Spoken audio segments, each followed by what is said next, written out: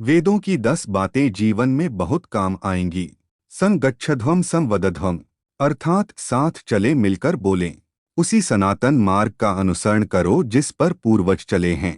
Number 1 श्लोक। उत्तिष्ठत जाग्रत प्राप्य वरान निबोधत, शूरस्य धारा निशिता दुरत्यया दुर्गण पथस्तत्कव्यो वदन्ति। अर्थ, हे मनुष्यों उठो, जागो, सचेत हो जाओ। श्रेष्ठ ज्ञानी पुरुषों को प्राप्त उनके पास जा करके ज्ञान प्राप्त करो। त्रिकालदर्शी ज्ञानी पुरुष उस पथ तत्वज्ञान के मार्ग को छुरे की तीक्ष्ण लांघने में कठिन धारा के सदृश दुर्गम घोर कठिन कहते हैं। नंबर 2 श्लोक।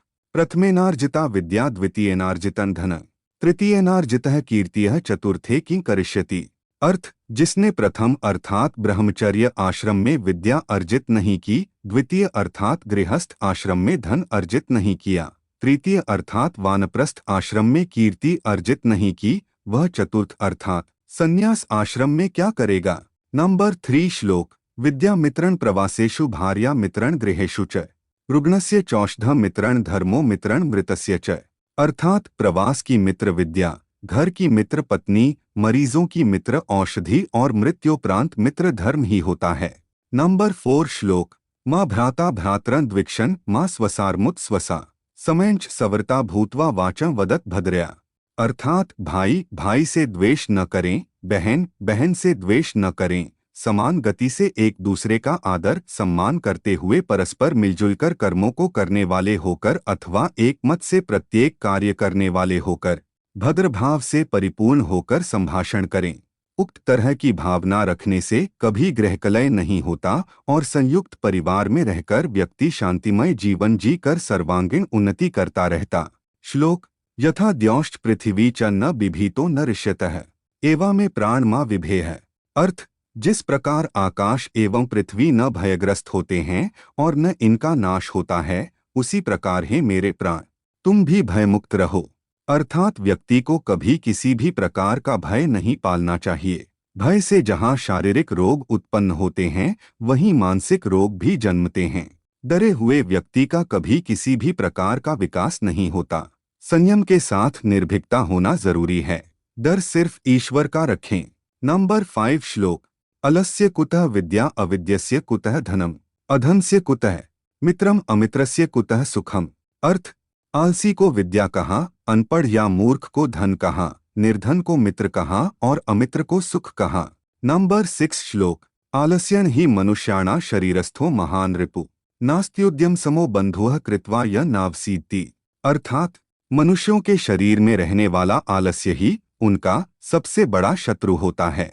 परिश्रम जैसा दूसरा हमारा कोई अन्य मित्र नहीं होता, क्योंकि परिश्रम करने वाला कभी दुखी नहीं होता। नंबर 7 श्लोक। सहसा विद्धीत न क्रियाम विवेकः परमाप्दा पदम, वृन्ते ही विमृश्यकारिण गुणलुब्धाः स्वयमेव संपदः। अर्थ, अचानक आवेश में आकर बिना सोचे समझे कोई कार्य नहीं करना चाहिए, क्योंकि विवेक शून्यता सबसे बड़ी विपत्तियों का घर होती है। इसके विपरीत जो व्यक्ति सोच समझकर कार्य करता है, गुणों से आकृष्ट होने वाली माँ लक्ष्मी स्वयं ही उसका चुनाव कर लेती है। नंबर 8 श्लोक। शरीर माध्यं खलु धर्म साधन। अर्थ, शरीर ही सभी धर्मों कर्तव्यों को पूरा करने का साधन है। अर्थात शरीर को सेहतमंद बनाए रखना जरूरी है। इसी के होने से सभी का होना है। शरीर की रक्षा और उसे निरोगी रखना मनुष्य का सर्वप्रथम कर्तव्य है। पहला सुख निरोगी काया। नंबर 9 श्लोक। येषा न विद्या न तपो न दान, ज्ञान न शीलन न गुणो न धर्म, ते मृत्युलोके भुवि भारभूता मनुष्यरूपेण मृगाश्चरन्ति।